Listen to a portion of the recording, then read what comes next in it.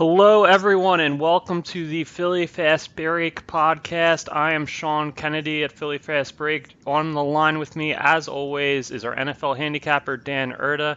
Before we talk with him about all of the NFL action, I do want to thank our sponsor. As always, it's joannaplatt.com, joanna-platt.com, for all your life and relationship coaching needs. You can also check out the podcast Love Always Joe. That is available either through the site or on iTunes.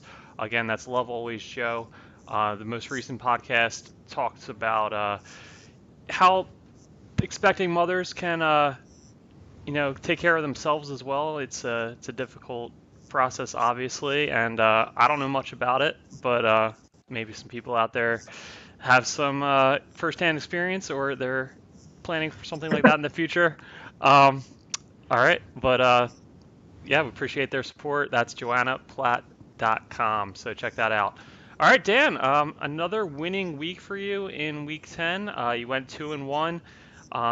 Unfortunately, Tampa Bay set the record for Oh my gosh. the lowest amount of points scored for a team that threw for over 400 yards, only scoring three. We watched a little bit of that together. It was really remarkable how they managed to screw stuff up in the red zone time and again. Yeah, it defies all logic. Yes, but fortunately, your two other plays hit, and you took two underdogs in Cleveland and Tennessee. Not only did they cover, they both won outright. So you were certainly on the right side with that. You had those figured out pretty well. What do you make of that Tennessee New England game? I think that was the most unexpected result of the week there. Yeah, I think it shows a couple of things. New England does generally have one or two what the heck games a year. Last year they lost that game to Miami, but I really do think in this spot they're just a team that was kind of waiting for their bye. They have a bye week this week. They'll regroup, and I'm sure they're going to be fine. But I kind of felt that going in. Gronk's hurt. They have a couple other injuries on the roster. I think that they were. I don't think they had any desire to even play last week. But I'm not. I don't want to start like the Patriots are over thing, because every time that's ever come up in the past, it's been wrong.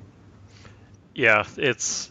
I was reading an article today about how people feel so critical about they have to couch the New England struggles, because whenever anyone ever discusses how the Patriots are struggling, they instantly like drop 40 on somebody and look like they're going to be world beaters. And next thing you know, they're in the AFC Championship game. Yeah, exactly. I think there was a 5:30. I think it was 5:38. They had a headline of their story, and it was like, New England looks like they're gradually coming to an end, and then in parentheses it said, so they'll probably win the Super Bowl. Like that's just the way everybody kind of feels about it right now. It looks like they're not the same team, but hey, they're still 7-3, and they're still New England, and they have Tom Brady, so nobody would be surprised if they made the AFC Championship game, or even got to the Super Bowl and won it. So yeah. I was gonna say, let's look at the other side of that too. The Tennessee Titans, I think they're looking pretty legit right now with Mariota fully healthy. The offense with a new coordinator looks really good. I kind of think this is legitimate for them. I think they're breaking out right now. Yeah, they've definitely played well in recent weeks. The loss they had was to the Chargers, and that was because they went for two and didn't convert. They could have won that game if they convert that 2-point conversion. But yeah, by and large, they've been playing pretty well. The AFC South is, Houston's in first right now, but I don't think anyone feels like the Texans are world beaters. So it's certainly anyone's game in that division. So yeah, I think that's a pretty interesting division. At the beginning of the season, everyone kind of expected Jacksonville to be the team that set themselves apart, and now if I had to make a power rankings of AFC South teams, I'd probably put Jacksonville last. I agree with you. All right. Yeah, so 2-1 week for you. Unfortunately, I went 1-2. My Indy Jacksonville under did not hit, nor did my 3-team teaser, because the Eagles could not cover getting 3 points. But the over in the Dallas-Philadelphia game did hit. So 1-2 week, I'll look to bounce back this week. I have 3 plays. We discussed offline that you also have 3. So why don't you give us your first bet for week 11, Dan? So I have 2 totals and 1 side. I'll go with the side first. Strangely, I can't believe I'm saying this is one of my favorite plays in a very long time. It's up to -5.5 now, and it's the Arizona Cardinals. And it just sounds absolutely crazy to think that like I'm this confident in a team as bad as them to lay these amount of points. But Oakland is one of the worst teams I've seen in a very long time. They've completely mailed in the season. And Arizona has the one thing that they have right now is they have hope and the energy. Like they're playing for the future. They're young. It's a lot of kids playing. They're actually motivated. They want to go out and win games a little bit more than Oakland. And right now, Oakland is. You make the college joke all the time. I think Alabama could give Oakland a game right now. I'm going to go Arizona -5.5. Yeah, this is definitely something I've heard a lot of sharps are on just because people see, oh, Arizona, they're garbage. Why would this line be so high? And kind of the public would kind of gravitate towards taking the points here. But yeah, Oakland, we've discussed this the last couple of weeks. They've given up on their season. It's pretty obvious. They're just rolling over each and every week. And Arizona doesn't have a great record, but we saw last week they covered against Kansas City. They actually played really hard. They were in that game the entire way. I think ever since Byron Leftwich took over as offensive coordinator, they've looked more competent on that side of the ball. They have recommitted themselves to getting the ball to David Johnson a lot, which is smart because he's by far their best offensive player. So, hey, And give it to your best offensive player. I think they even when they were giving him the ball, the runs that they were designing for him didn't fit his strengths. It was crazy. They weren't using him enough, and when they were using him, it was not in the right way. And I think that Leftwich is doing a good job so far. He looks like the guy we remember. Yeah, yeah, they were just back when Mike McCoy was the coordinator. They were just running it up the middle with David Johnson repeatedly. They weren't getting him on the outside to utilize his speed at all. So yeah, I think the offense has looked a little better, and the defense, has been a great unit this year. They're actually sixth in defensive DVOA. So yeah, I like this. I think it's something that if you're just looking at the lines, you're like, oh, Arizona only has a couple wins, and they're this heavy a favorite. Like that doesn't make sense. But yeah, I like the angle a lot, and I think that's the right side to be on here. I didn't. I really thought hard about taking Arizona. I didn't make it one of my plays just because I don't know. It's Because still it's Arizona. Arizona, yeah. So I just stayed away, but I really did think long and hard about that one. All right, so that's your first play, Arizona. You got it at -5.5. You said. Yeah, I actually at my book I got it at -4.5, but it's 5.5 now. So that's the rule we've always used. Yep. All right. So Arizona -5.5. My first play, I'll give one of my sides here. I'm taking a home dog, the Washington Redskins +3 at home against Houston. I think this is more of a play just against Houston than it is Washington. It's a low total. It's aside from that Arizona Oakland game, it's actually the lowest total of the week. So they're expecting it to be a defensive struggle. And Washington that's been their MO all season. They play pretty solid defense and they just run the ball repeatedly with Adrian Peterson. So they just win ugly. Like we have been watching the NFC East closely all year, obviously as Eagles fans, and Washington's in first, and I don't think anyone understands why, but it's just because they do just enough. Alex Smith doesn't turn the ball over at all, and the running game has been above average, and the defense has been solid, and that's really all it takes in the NFC East right now to come out on top because everyone else is playing so poorly. And then you have Houston, who you see Deshaun Watson, but he really hasn't been the Deshaun Watson that we saw from his rookie year prior to his injury. He's only had a few games where he's thrown over a couple touchdowns. Their running game has been really non-impactful, whether it's Lamar Miller or Alfred Blue. They're expecting Deontay Foreman back, but he's not going to be back this week. And then I don't know if I trust a guy coming off an Achilles injury, talking about down the road. But yeah, I just don't think they lost Will Fuller, who was their most dynamic deep threat. They got Demaryius Thomas, but I don't think he's the same kind of player that can stretch the field that Fuller is. And he's, doesn't seem like the Demaryius Thomas of old. He seems a little little washed. I won't say he's completely washed, but a little bit. So yeah, I just think Washington, they're going to play this game ugly. They're going to play solid defense, grind the clock with the running game and Adrian Peterson, and with them being at home and getting points, that's the side I want here.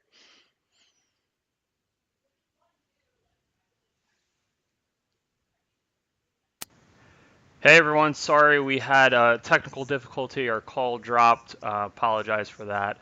We were in the middle of discussing my play for Washington +3. Just to recap, I think Washington's a team that wins ugly. They win through their running game and just playing solid defense. I'm not buying the Houston height, like their winning streak coming in here.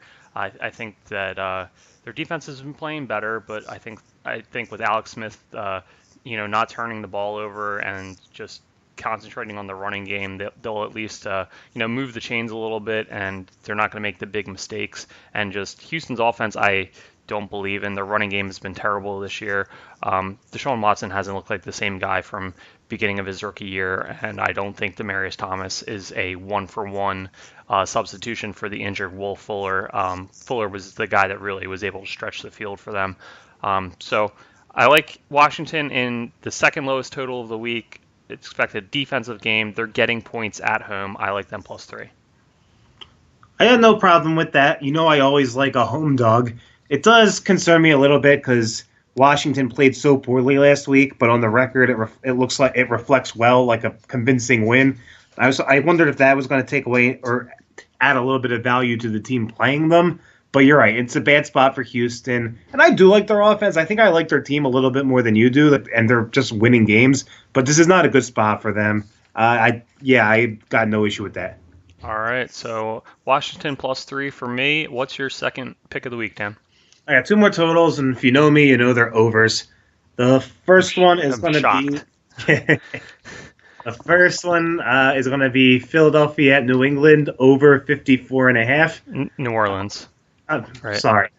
Yeah, New Orleans. Yep. Over 54.5. Basically, I think if the Eagles score a touchdown, this game goes over. But both teams, I think, are going to score at will. We've been watching the Eagles' defense the last couple of weeks. It's been terrible, and everybody in every defensive end is hurt. They got rookies, they got undrafted guys off the street playing. And against Drew Brees and the weapons of the Saints, that's not a good match. Meanwhile, the Saints' defense isn't that great, and I think Carson Wentz is going to be able to put some points on the board against them. I think the winning team of this game is going to have 40, so I'll take the over 54.5. Okay. Is that still? Have you checked that line recently? I'm seeing it at 56. Are you really? Yep. Let me reach. It was. I wrote these down at 4:00 today, so if it jumped 2 points in that time, yeah, I got 56. That's fine. I'll still take it. All right. So over 56. Yeah, I don't really have a problem with it. I think, the Eagles might get Sidney Jones back this week, but Ronald Darby is now out for looks like the season after he went out last week. So their secondary, they're basically pulling guys in and putting them at positions they've never played before. Even they're mix and matching on a series by series basis. And with Brandon Graham had his best game of the year last week. He kind of stepped up in the absence of Derek Barnett. But, they just haven't been – I think the secondary just has been so depleted this season. They haven't been the defense we saw last year. And, Drew Brees is gunning for the MVP. And I think it was kind of illustrative last week. They had a lead, but they were still throwing and looking to pile on points because I think Brees never has won MVP, and they want him to get it this year. So I think that kind of feeds into this play for you where even if they get up in this game, they're going to keep looking to pile the points on and keep scoring. So I think that'll definitely help you here. The Eagles can't stop anybody, and their offense has been fine. It's the offensive line has been it's a little banged up, and they've been struggling a little bit because of that. But they still, they're scoring in the 20s most weeks. So I think even if they get like 20, 21 points here, the Saints will definitely score enough points to cover this 56 for you. Yeah, that's actually real. I really like the point you made about Drew Brees and the team wanting him to accumulate stats. That's actually a great point, just for remembering their totals and other stuff the rest of the season. Yep. Yeah. I think. Yeah. Last week that really jumped out to me because they were winning that game pretty handily, and then they just didn't stop. They just kept their foot on the pedal. Um, so yeah, over 56 for the Philadelphia New Orleans game for Dan. So I'll go ahead and give you my teaser. I have a two-team 6-point teaser. I'm taking the LA Chargers down to minus 1.5, and I'm taking the Kansas City Chiefs up to plus 9.5. So Chargers at home against Denver. I'm a little leery of the 7.5 because I think Denver, they're not the best team, but they do enough. They have a pretty good running game with Philip Lindsay. Royce Freeman is expected back this week, and Emmanuel Sanders is always capable of breaking a big play or two, and their defense has been okay this year. So I don't think they're terrible. I think them getting 7.5 is maybe a little too much, or at least not enough. Too much for me to be comfortable taking the Chargers. But for the Chargers to just cover 1.5 at home, we've talked about how well they've been playing, and with their only two losses coming against the Chiefs and Rams, they basically just need to win this game at home. I think they do that. They might even get Joey Bosa back this week, so that'd be a nice little boost for them defensively. And then the other leg of my two-team teaser, I like KC with plus 9.5. That game is now back in Los Angeles. In case you didn't hear, it was originally scheduled to be in Mexico City, but the field had been so messed up from a concert they had there the week before at Estadio Azteca that the game had to be moved by the NFL back to Los Angeles. Rams did a nice, classy move. They're giving out a lot of free tickets to people that were impacted by the fires that are going on in California. But we also do expect plenty of Chiefs fans in attendance. I remember that Chargers-Chiefs game earlier this season when basically 3/5 of the crowd was Chiefs fans. So there's certainly plenty of them in LA. But I still think this will be mostly a Rams home crowd. But I think KC getting 9.5. I was tempted to take them plus 3.5, but getting 9.5, the way that the offense has been performing for them all season. Mahomes, another guy that's making an MVP push. The Rams defense has been exploited, especially in the passing game. I think the Rams, probably win this one at home, but they lost Cooper Kupp for the season. We'll see how much that impacts them. But yeah, Chiefs getting 9.5. I don't see how they would fail to cover there. So I'm taking Chargers minus 1.5, KC plus 9.5 in a two-team teaser. I think Kansas City is going to win the game, so I love that leg. Teased up to 9.5. I think they're going to win it outright, and I definitely think if they do lose, it's going to be a complete shootout battle where it's going to end up being like a 7-point game because both teams are just going to keep scoring. The other one makes all the sense in the world, but wouldn't the most Chargers-y thing in the world be to lose at home to Denver right now? Yeah, we keep saying that. Maybe they're different. I feel like we've been dialing back on the Chargers a little bit because every week we're like, oh, but it's the Chargers. But yes, they haven't done it yet. I mean, and I guess eventually it could bite us, but they just haven't looked like the Chargers of old. They've been really solid all season long. Yeah.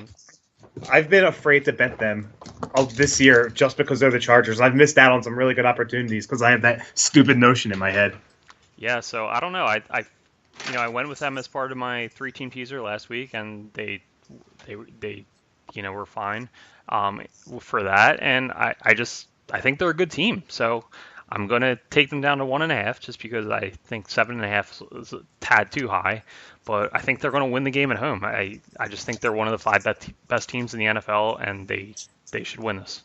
Yeah, all logic says that is correct. All right, so that is my second play of the week. Chargers minus 1.5, KC plus 9.5, two-team teaser. All right, Dan, what's your third and final play of the week? My third and final play of the week is also a total.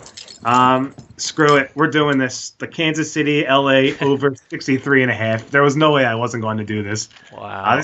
It's the highest total in NFL history, and rightfully so, with both the state of the game and how these two particular offenses are playing. And the simplest way I think about this is that I think the winner of this game is in the 40s. So if the winner of the game is in the 40s, you really just need the other team to be in the 20s, which I don't think there's any question. Both these teams will be in the 20s, and I'm going to hit. I just say that's basically my logic. I think the winner is going to have 40 points. Yeah, I mean it's the highest total ever for a reason.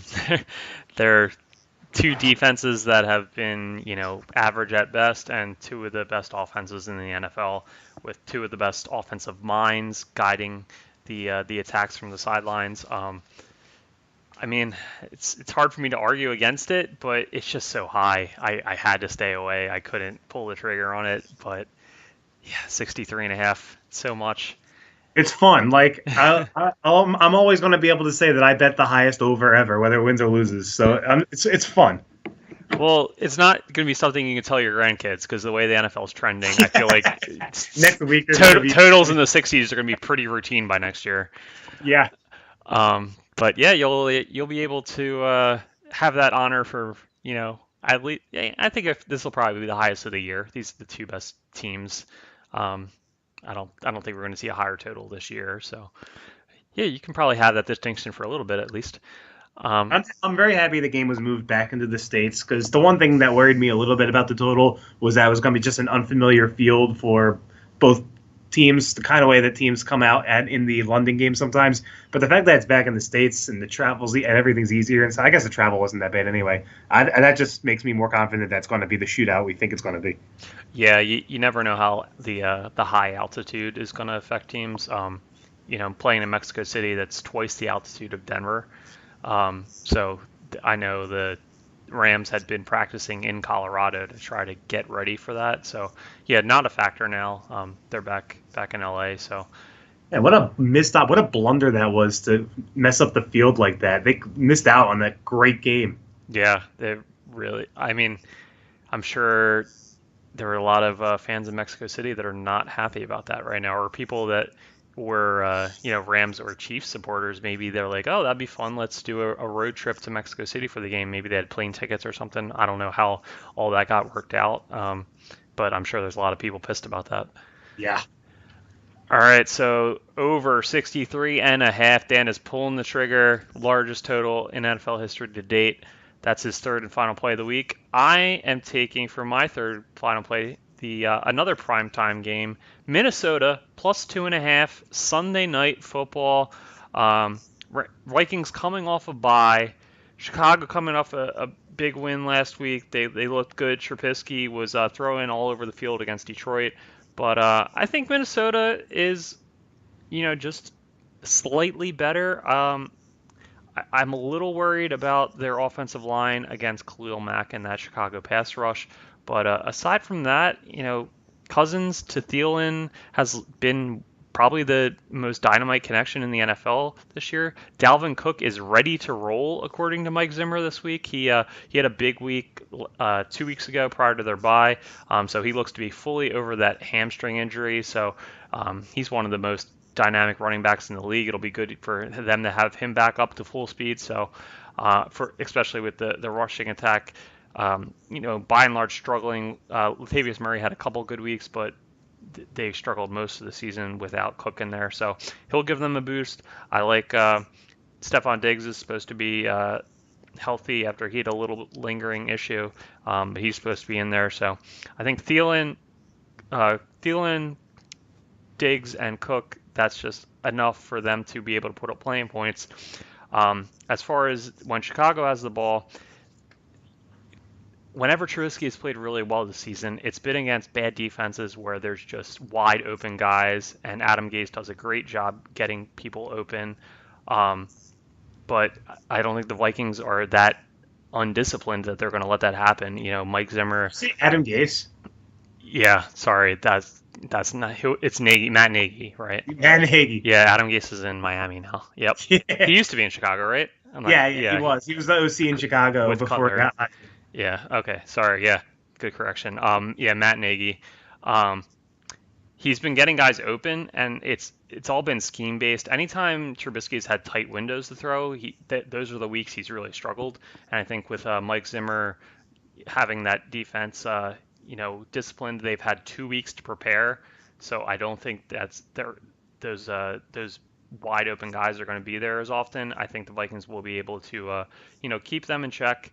And I expected it to be a pretty close game. This is another one I kind of discussed with the Washington-Houston game. It's a low total at 44.5. So lower scoring game. Give me the points. I like Minnesota plus 2.5, especially coming off a bye. And I think they might just be the better team. Sure. Well, the fact that I'm not on the Bears tells you that I kind of agree with you, because this would definitely be a spot that I would usually be interested in the Bears. But just thinking about the teams and how they would match up against each other, I agree with what you said. I could see the Vikings winning this game very easily. I think taking the points in a game that's essentially a coin flip is always a good move. All right. So there we have it. 3 picks apiece for each of us this week. I'm taking Washington plus 3, 2-team teaser with the Chargers down to -1.5 and KC up to plus 9.5, and Minnesota plus 2.5 is my third. Dan has Arizona -5.5. He has over 56 in the Philadelphia New Orleans game and over 63.5 in the KC LA Rams game. All right, Dan. So you sold your tickets last week. I guess you're kind of glad that you didn't have to witness that Eagles Saints game or the Eagles Cowboys game in person last Sunday night. The way we were discussing this game with the Saints, it seems like we both think New Orleans is just going to score at will, and doesn't sound like it's good for the Eagles. So is that it? Is the season over? I want to say no, and like stranger things have happened, and I really don't think Washington is all that good. But the fact that we have the road game in New Orleans this week and another road game against the Rams later in the season, I think it's more likely over than not. Yeah, I think we kind of discussed that ahead of last week's game, that was kind of a must-win for the Birds. They had to take care of business against Dallas, and yeah, just didn't show up. Very disappointing. But you know what? We're still Super Bowl champions for at least another couple months, and that banner will hang forever. So, yeah, I think fans will collectively give them a pass this year and expect them to put it together. But if it's crappy again next year, I think it's going to get ugly.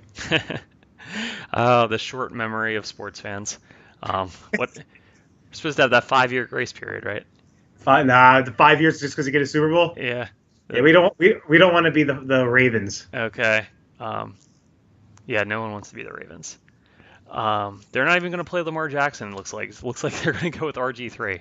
Is that like I heard that as like rumors, and I thought it was just BS. Is that really what they're going to do? Well, Lamar Jackson has stomach illness today, so he didn't practice. So now they're like, well, they can't start him coming off of only 2 practices. So now it looks even less likely that they're going to go with Jackson. So very disappointing. I was really hoping to see Lamar out there.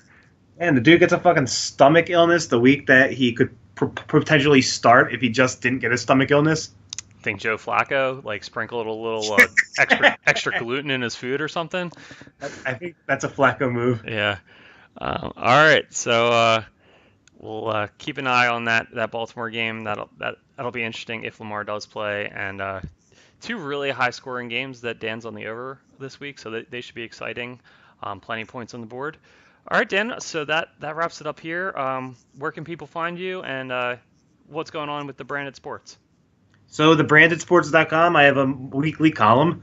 It posts Sunday mornings around 10 a.m. It has the picks that I give on the air here, and potentially 1 or 2 other things, along with write-ups. And I'm on Twitter at GamblingDan88. It is a new Twitter.